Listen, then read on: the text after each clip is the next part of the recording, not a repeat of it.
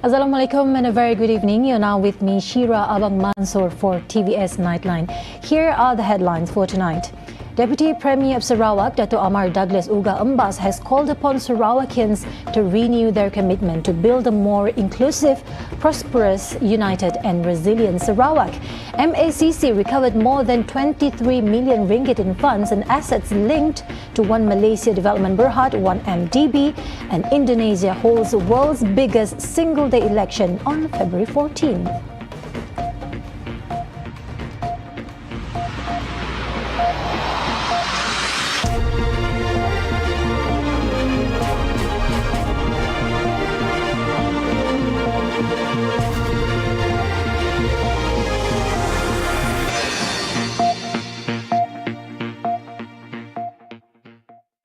Indonesia holds what will be the world's biggest single-day election on February 14th in a tight race that will also determine who will become president of the world's third biggest democracy and its fourth most populous nation.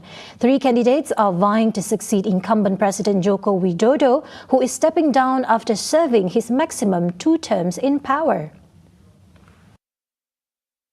The contenders are the biggest parties Ganjar Pranowo and Independent Anies Baswedan, both former governors in their 50s, and Defence Minister Prabowo Subianto, a 72-year-old former Special Forces commander making a third attempt at the presidency.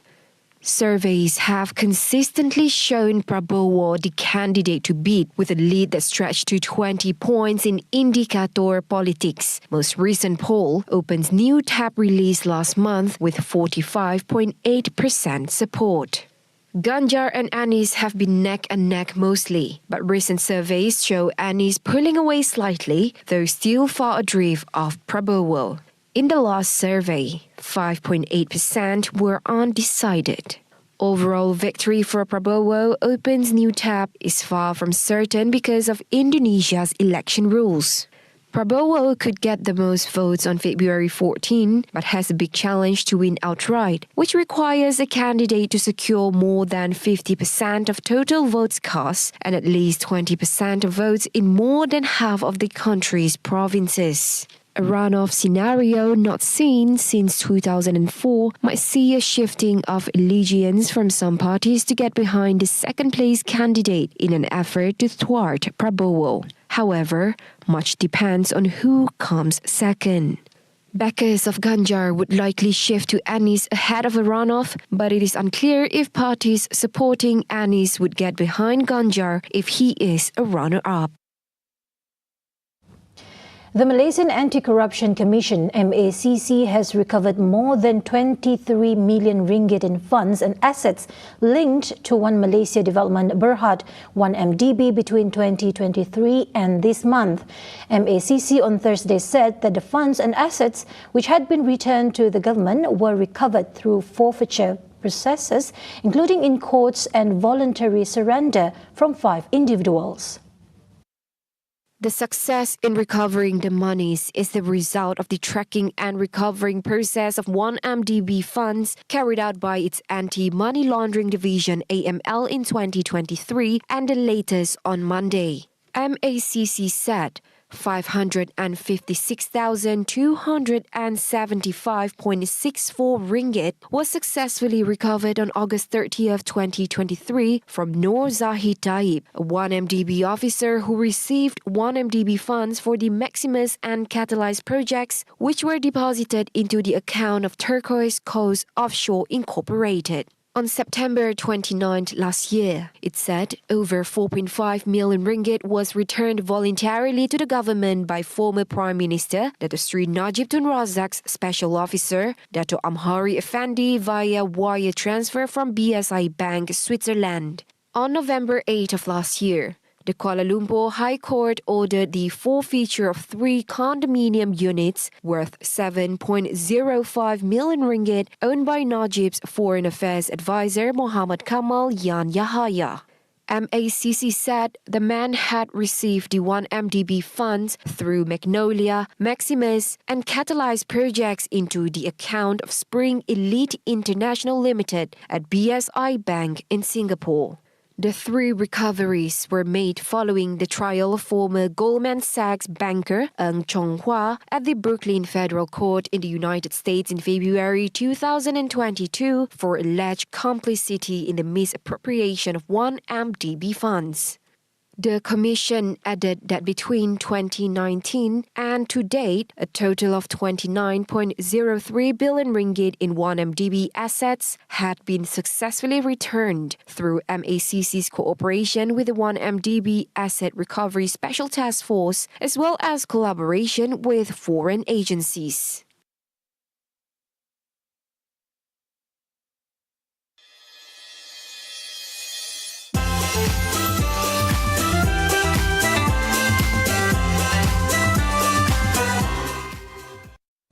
Deputy Premier of Sarawak, Dato' Amar Douglas UGGAH has called upon Sarawakians to renew their commitment to build a more inclusive, prosperous, united and resilient Sarawak. In his Chinese New Year message, UGGAH remarked that diversity is the region's strength and noted that while the festivity is rooted in Chinese culture, it is a celebration for all Sarawakians, symbolizing our shared values of harmony, respect and community spirit.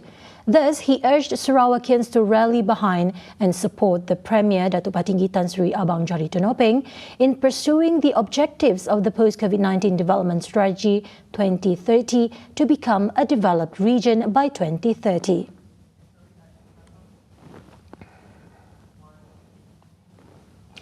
Meanwhile, Chinese New Year cheer comes early for students and staff of SJKC Chonghua No. 4 Kuching after they received a donation worth 50,000 ringgit from Satu Assemblyman Dato' Ibrahim Baki to help repair its smart school facilities after it was damaged by a thunderstorm recently. The donation is to ensure that teaching and learning processes at the school run smoothly.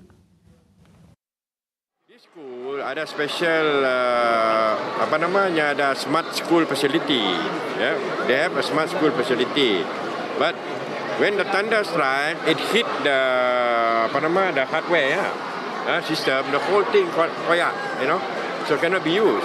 So now they are trying to raise the fund about 150,000 to so that the facility can restart again so it is a very good facility, smart school teaching, smart school facility.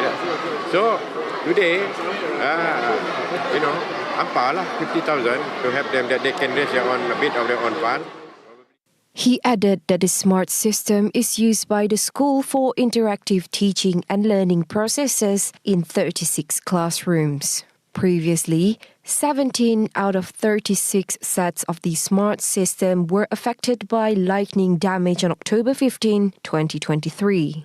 Ibrahim reiterated that the donation to SJKC Chonghua No. 4 and SJKC Chonghua Middle School aims to alleviate the students' burden during this Chinese New Year celebration. Bantuan untuk pelajar-pelajar yang kurang mampu kan. Normally in Sarawak like in Sato, it become a tradition in any celebration. We don't forget those yang kurang, nasib.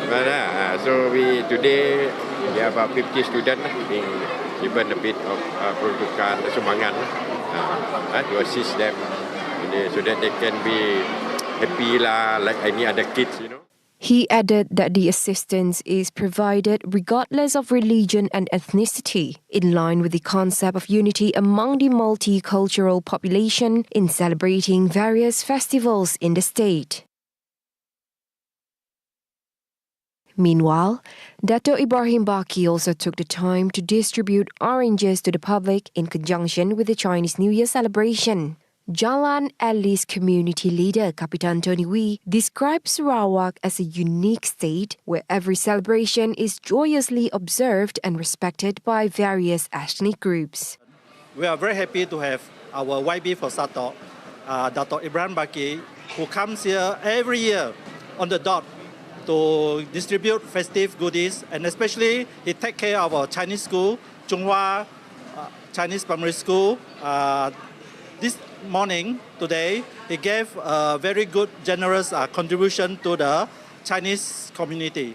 We wish to thank him a lot for taking care of Chinese education, which is very important to us. A good year of the dragon, whereby the whole population, the whole Sarawakians in here will enjoy prosperity and will enjoy harmony. Furthermore, he expressed gratitude to the Sarawak government for organizing the first ever Grand Chinese New Year open house at the Borneo Convention Centre, Kuching BCCK on February 10th. The event showcases Sarawak's commitment to inclusivity, encompassing all ethnicities, religions and nationalities.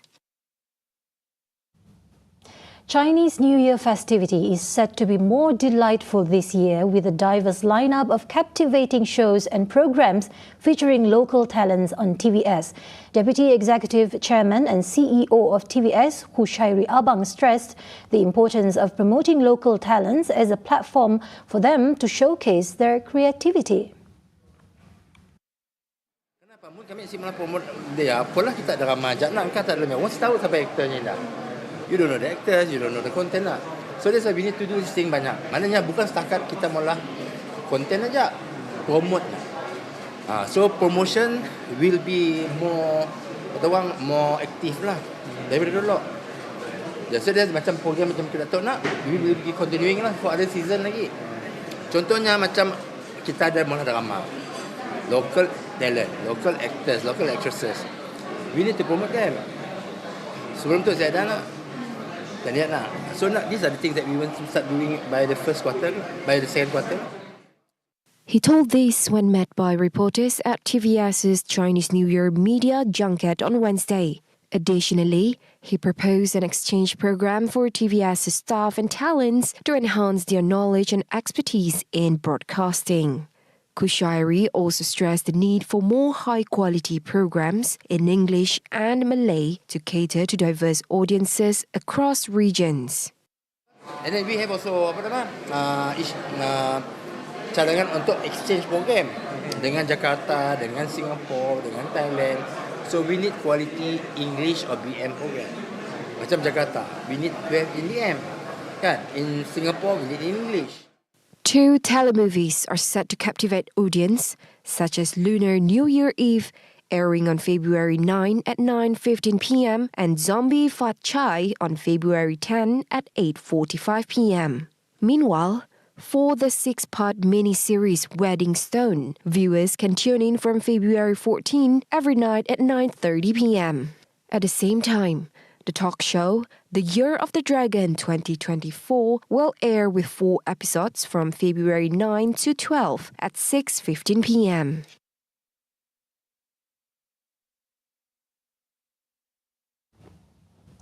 As the Year of the Dragon enters, exuberant celebrations abound. But with the current economic climate, Chinese New Year reunion dinner presents a different experience. Since the outbreak of the pandemic and economic uncertainties, the global supply chain has been erratic, especially for the food and beverage industry. Secretary of Sarawak Restaurant Association Eugene Hu advised that although spending power is diminished, restaurants must be ready for the changing consumer spending habits. So the spending power has weakened, leading to price-oriented consumer habit. So I think it's always the case. And to overcome the price factor challenges in restaurant, I think value added to our product is the key to accept. Let the customer accept our price is even higher, but the value will help people to buy your product. So how to do fluctuation in the supply chains and commodity prices affect the overall cost structure? It result, of course, directly affecting the Chinese New Year price is quite high, and the profit reduced by 10% compared to last year, and because of the general depreciation of ringgit exchange rate. And the New Year Eve dishes require many expensive ingredients, just like seafood, balloon, shark fin. All these are very expensive. If you don't order fast enough, actually, the market actually may sold out of stock. Additionally, he also stressed the importance of catering to the needs of consumers and trends, as well as to not practice overcharging their products. Throughout 2023, an increase in prices in various essential items such as eggs and also rice has been felt, as their hikes in goods have seen many consumers and caterers having times of trial. Sarawakian festive spirit is a shining example of unity in real life that celebrates ethnic diversity. Not only are they celebrating each festive celebrations, but they also participate in the festive mood by decorating their places with eye-catching festive decorations. The festive spirit shows in Abdul Wahid, the owner of the oldest Malay tuck shop in Kuching. Let's take a look at what he has in store. Built in 1978, Abdul Wahid's retail store has always catch passers-by's attention every festive season. For this year's Chinese New Year, the store, which is located at Jalan Dato' Ajibah Abol, Kuching, has been decorated with intricate decoration to entertain the shoppers who come to buy the spices from the store. I start my business 1978. And when I start my business and I see tengok customer, mostly tengok Chinese New Year yang datang, saya tengok mostly Chinese datang ke kedai saya membeli rempah, kari pes untuk bikin acar apa semua. Jadi in the second year coming, saya akan decorate buat saja Chinese New Year punya lantern lah. My shop here.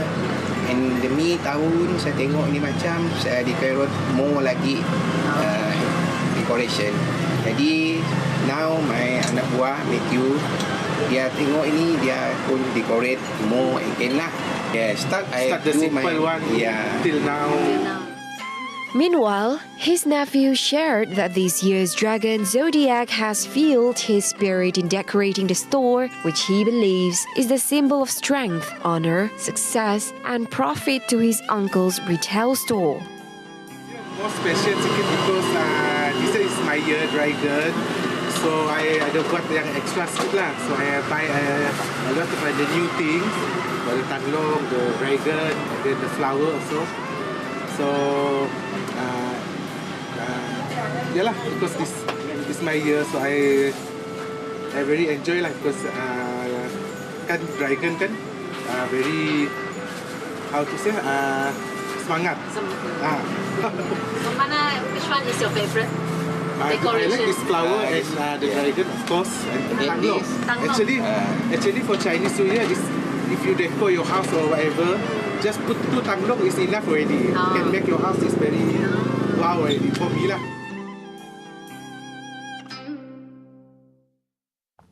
The Pan-Borneo Highway project in Sarawak remains on track and is expected to be completed within the timeline period.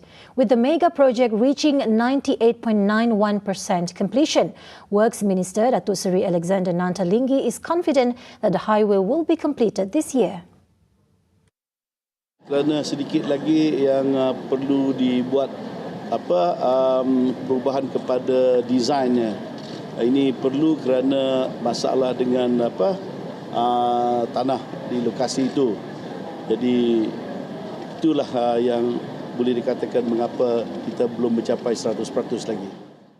Meanwhile, Phase 1A of Sabah's Pan-Borneo Highway project had achieved 87% completion, consisting of 15 ongoing work packages. Seksyen 8 ke 11 di Perak ni, saya difahamkan 1 Mac dah boleh dibuka. He said this during the ministry's monthly assembly press conference on Thursday. Previously in his speech, Nanta stated that the Works Ministry will implement a total of 233 projects this year, involving 38 new projects, 181 continuation projects, and 14 maintenance projects. The high percentage of HIV/AIDS cases among youth indicates the lack of awareness of the spread of the virus among the younger generation. Deputy Prime Minister Datuk Seri Dr. Ahmad Zahid Hamidi emphasised the government is looking into proposal to empower the community, particularly the target group, with accurate information about HIV/AIDS, preventive measures and related matters. He said this in a statement read by the Minister of Women, Family and Community Development, Datuk Seri Nancy Shukri. Untuk situasi semasa HIV/AIDS di Malaysia ini terdapat keperluan untuk memperluaskan dan memperhebatkan lagi program pencegahan, kawalan dan rawatan berkaitan HIV dan AIDS. Memandangkan taburan kes HIV mengikut umur menunjukkan 74% kes HIV yang dilaporkan melibatkan golongan muda berumur di antara 20 hingga 39 tahun. Earlier today, Ahmad Zahid chaired the National Social Council meeting, during which one of the proposals discussed included the establishment of an aftercare shelter. This initiative aims to improve the employment and education opportunities for people living with HIV or AIDS who are disconnected from their families and lack support. The government will periodically monitor employers who hire students to comply with the set terms and working hours. Deputy Prime Minister Datuk Seri Dr. Ahmad Zahid Hamidi said that monitoring among several proposed improvements has been identified to address the issue of dropouts among secondary school students. Ahmad Zahid, through a statement read by Minister of Women, Family and Community Development, Datuk Seri Nancy Shukri, said over 14,506 secondary school students, or 0.83%, were recorded as truant in 2023. 4 faktor utama yang menyebabkan keciciran murid iaitu tidak berminat ke sekolah. Kedua, mereka bekerja kerana terpaksa menampung masalah keluarga mereka, jadi mereka bekerja. Jadi masalah keluarga dan kemiskinan. Beberapa cadangan penambahbaikan telah dikenal pasti, iaitu menyebar luaskan maklumat tentang kepentingan mendapatkan pendidikan sehingga mendapat sijil pelajaran Malaysia sekurang-kurangnya SPM kepada anak-anak dan murid yang tidak bersekolah. Ahmad Zahid, who chaired the first meeting of the National Social Council MSN in 2024 in Putrajaya, also considered suggestions to provide vocational training centres, offer counselling support to parents or guardians to ensure children under their care continue their schooling, and to assist financially struggling families, which may lead to students needing to work.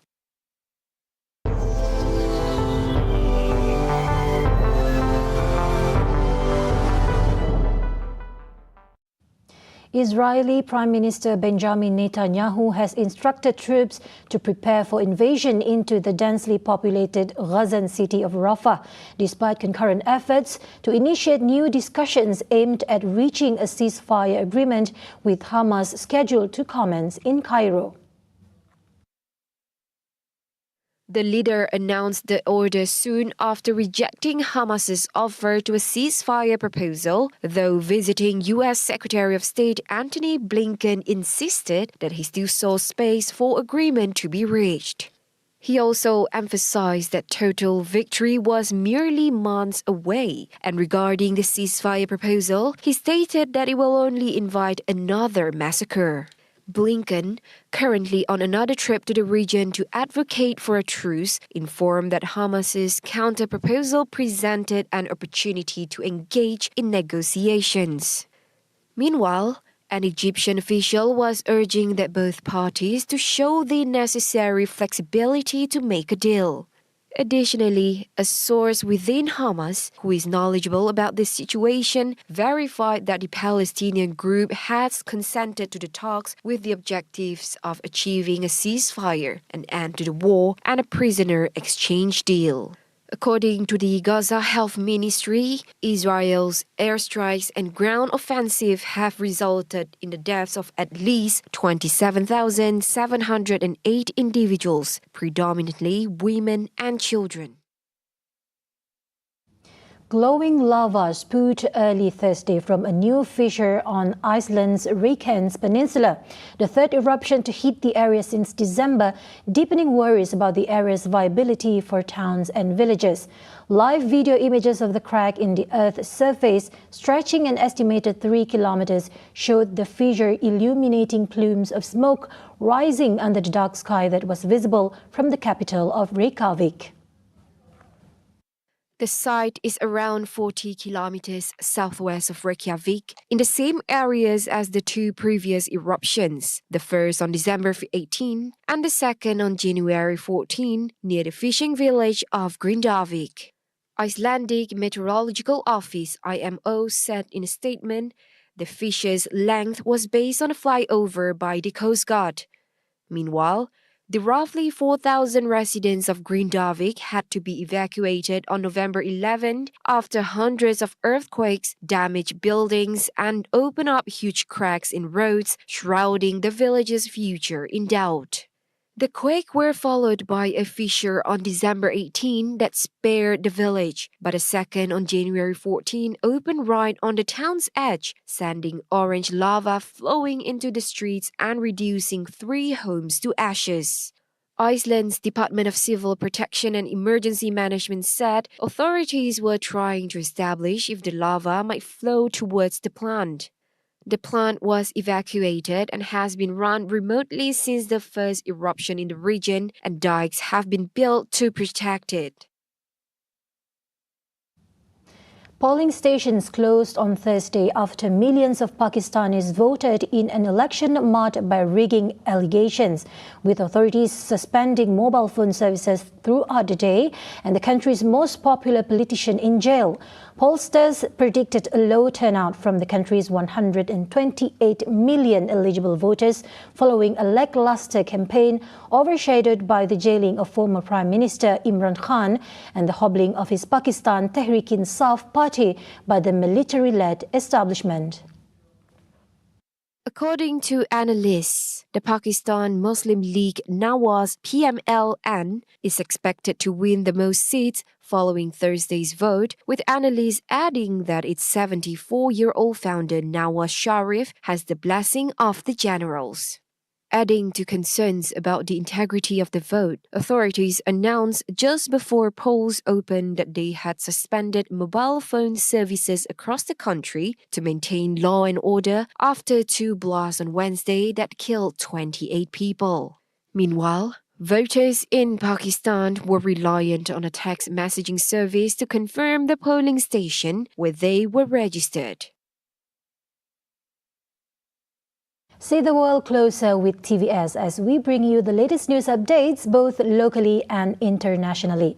For more headlines anytime, anywhere, just head on to our official website at tvsarawak.my or follow us on our social media platforms. Those were the updates on TVS Nightline. I'm Shira Abang Mansor. Thank you for watching and have a good night.